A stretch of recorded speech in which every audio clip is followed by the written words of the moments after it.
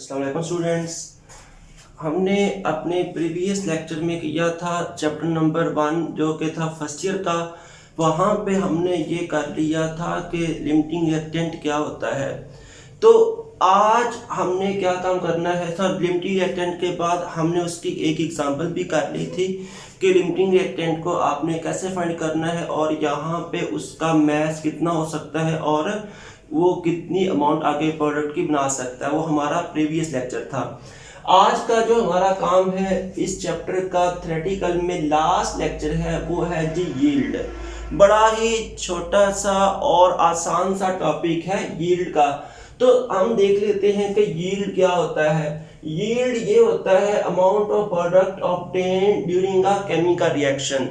आप कोई भी केमिकल रिएक्शन करवाते हो, क्या है कि आप कोई भी केमिकल रिएक्शन करवाते हो और उस केमिकल रिएक्शन में आपने देखना है कि हमारे पास कितना प्रोडक्ट बनेगा। क्या है कि कोई रिएक्शन करवाया है, उस रिएक्शन के दौरान आपने ये देखना है कि हमारे पास कितने ग्राम या कितनी अमाउंट आ जाएगी प्रोडक्ट की। वो क्या होगा? वो होगा यील्ड। वो क्या होगा? यील्ड होगा। अब इसके बाद आपके पास जो यील्ड की टाइप्स आती हैं, यील्ड की दो टाइप्स आ जाएंगी। नंबर 1 आ जाएगा एक्चुअल यील्ड और नंबर 2 आ जाएगा थ्योरेटिकल यील्ड। क्या आ जाएगा? नंबर 1 आ जाएगा एक्चुअल यील्ड और उसके बाद नंबर 2 पे आ जाएगा थ्योरेटिकल यील्ड। तो पहले हम देख लेते हैं कि थ्योरेटिकल यील्ड क्या होता है। थ्योरेटिकल यील्ड ये होता है amount of product that can be calculated from balanced chemical equation. क्या है कि वो जो हम सोचते हैं, जो कहते हैं कि that can be calculated from balanced chemical equation. अब बैलेंस्ड केमिकल इक्वेशन से मुराद मैं इसका अभी आपको समझाता हूं, आपने उसको किस सेंस में लेना है पहले, लेकिन आप थ्योरेटिकल को समझ लें कि थ्योरेटिकल होता क्या है। थ्योरेटिकल ये होता है कि जब भी आपने सपोज आपने गंदम लगाई है, ठीक होगी बात, गंदम लगाई है आपने 1 एकड़ और उसके अंदर आपने 1 मन बीज डाला है और 1 मन जो बीज है वो आपको 55 मन दे जाता है उसकी प्रोडक्ट। बात समझ आ गई ना कि आपने गंदम काश्त की है, 1 एकड़ आपने लगाई है और 1 एकड़ में आपने 1 मन डाल दिया है और 1 एकड़ 1 मन डालने के बाद आप ये कह देते हो कि उसकी हमारे पास यील्ड आ जाएगी, वो आ जाएगी 55 मन। सही होगी बात। और अगर आप 2 मन डाल देते हो तो 1 मन आप कितना दे रहा है? 55 मन। जब आप 2 मन डाल दोगे बीज तो कितना आ जाएगा? 110 मन आना चाहिए। यही है ना जो आप सोच रहे हो कि अगर हम 1 मन डालेंगे तो हमारे पास प्रोडक्ट 55 मन आ रही है और अगर हम डाल देंगे यहाँ पे 2 मन बीज डाल देंगे तो हमारे पास आ जाएगा 110 मन। यही होता है ना कि जो आप बैलेंस्ड इक्वेशन में 1 मन से प्रोडक्ट हमारे पास बना 55 मन, अगर आप 2 मन डाल दोगे तो आगे 110 मन बन जाएगा। जो आप सोच रहे हो ये क्या होगा? ये होगा थ्योरेटिकल यील्ड। क्या होगा? ये वाला थ्योरेटिकल यील्ड होगा। और उसके बाद नंबर 2 पे हम देख लेते हैं, इसकी एग्जांपल में से आप कर देते हो कि आपके पास एक रिएक्टेंट ए है, एक रिएक्टेंट बी है। अब रिएक्टेंट ए और रिएक्टेंट बी हम इन दोनों को आपस में रिएक्शन कराते हैं तो से कि हमारे पास जो प्रोडक्ट बनेगा वो 2b बनेगा। हम सोच रहे हैं कि 1 मोल ये होगा, 1 मोल ये होगा, ये 1 मोल ये और 1 मोल ये, इन दोनों को रिएक्शन कराएंगे तो आगे हमारे पास 2 मोल बी बन जाएगा। ये हमने सोचा है, ठीक होगी बात। तो ये क्या होगा? ये हमारा होगा थ्योरेटिकल यील्ड। इसके बाद हम आ जाते हैं एक्चुअल यील्ड की जानब कि एक्चुअल यील्ड क्या होता है। तो एक्चुअल यील्ड को हम ये कर देते हैं कि जो हम अपनी गंदम सपोज हमने काट ली है, 2 मन जो हमने बीज डाला और हम ये सपोज करके बैठ गए थे कि हमारा 2 मन बीज डालने से 110 मन गंदम आ जाएगी हमारे पास। सही होगी बात। लेकिन हुआ क्या है कि जब आपने उस गंदम को काटा है, आप उसको काट के आपने जगह पे इकट्ठा किया, जब उसको वेट किया गया तो हुई कितनी? 70 मन। सही हो? कितनी हो गई? ओनली 70 मन हुई। तो जो आपके हाथ में आई है उसकी सही मिकदार वो क्या होगा? आपका एक्चुअल यील्ड होगा। वो क्या होगा? एक्चुअल यील्ड होगा।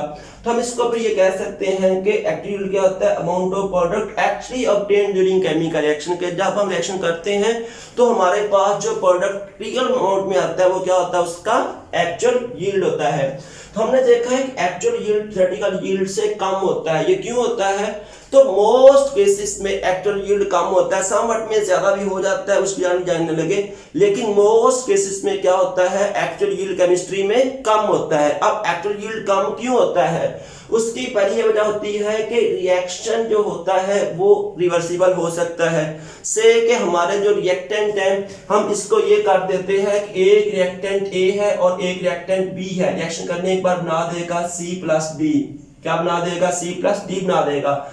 अगर तमाम के तमाम रिएक्टेंट इसमें कन्वर्ट होते हैं तो फिर आप कर दोगे कि आपका प्रोडक्ट ज्यादा से ज्यादा बनेगा, लेकिन बाज़ औक़ात क्या होता है कि प्रोडक्ट भी वापस कन्वर्ट होना शुरू हो जाती है रिएक्टेंट में, जिससे प्रोडक्ट की मिकदार में क्या हो जाएगी? कमी हो जाएगी और रिएक्शन चलेगा एट इक्विलिब्रियम।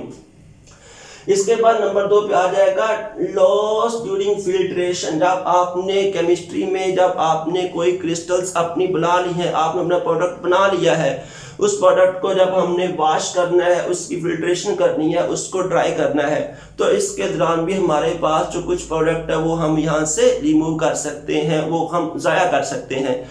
तो इस वजह से भी एक्चुअल यील्ड कम हो जाएगी। इसके बाद आ जाएगा अनएक्सपीरियंस्ड वर्कर। क्या आ जाएगा? अनएक्सपीरियंस्ड वर्कर आ जाएगा कि जिस बंदे के हाथ में आपने रिएक्शन पकड़ाया है कि वो ये काम करे, अब उस बंदे को करना ही नहीं आता, तो वो क्या काम करेगा? आपकी प्रोडक्ट की मिकदार को बिल्कुल नीचे गिरा देगा। तो एक्चुअल यील्ड क्या हो जाएगा? वो कम हो जाएगा। इसके बाद नंबर 4 पे भी एक और चीज आ सकती है, वो आ सकता है साइड रिएक्शन। क्या आ सकता है? साइड रिएक्शन आ जाएगा। अब साइड रिएक्शन क्या होता है कि आपने रिएक्ट करवाया है ए और बी को, आपका ख्याल है कि आगे क्या बनेगा? बी बनेगा प्रोडक्ट में, लेकिन आपके पास क्या बनना शुरू हो गया? सी बनना शुरू हो गया, जो आपको रिक्वायर्ड नहीं है। तो क्या काम करेगा? प्रोडक्ट की मिकदार को कम कर देगा। तो इसलिए हम क्या काम कर देते हैं कि जब हमने रिएक्शन की एफिशिएंसी को चेक करना होता है, जब भी हमने रिएक्शन की एफिशिएंसी को चेक करना होता है, तो हम लेते हैं यहाँ पे परसेंटेज यील्ड को। क्या यहाँ पे लेते हैं? हम यहाँ पे लेते हैं परसेंटेज यील्ड को। तो परसेंटेज यील्ड करने के लिए कौन सा फार्मूला होता है? Percentage yield is equal to actual yield over theoretical yield multiply by 100। अब ये आगे मैंने एक न्यूमेरिकल किया है यील्ड को समझाने के लिए कि हमारे पास कैल्शियम कार्बोनेट है, चूने का पत्थर, हम इसको हीट करते हैं तो आगे बन जाएगा कैल्शियम ऑक्साइड और उसके साथ बन जाएगा कार्बन डाइऑक्साइड। ये आगे एग्जांपल है यील्ड वाले लेक्चर की। तो हम फर्ज कर लेते हैं, वो कह देता है कि जब हमने इसको हीट किया इतने ग्राम को, तो आगे हमारे पास जो कैल्शियम ऑक्साइड बना इतने ग्राम बना, जिसको किलोग्राम में लिखा, लेकिन उसको मैंने ग्राम में कन्वर्ट किया है। एक्चुअल में उसने इतना आपको दिया हुआ है 4.5 किलोग्राम आपके पास ये है कैल्शियम कार्बोनेट। इसको जब हीट करेंगे तो हमारे पास बनेगा कैल्शियम ऑक्साइड, कितना बनेगा? 2.5 ग्राम। उसने हमें एक्चुअल दे दिया कि हमारे पास इतना आया हुआ है। तो आप इसकी मुझे बताओ कि इसकी परसेंटेज यील्ड क्या होगी।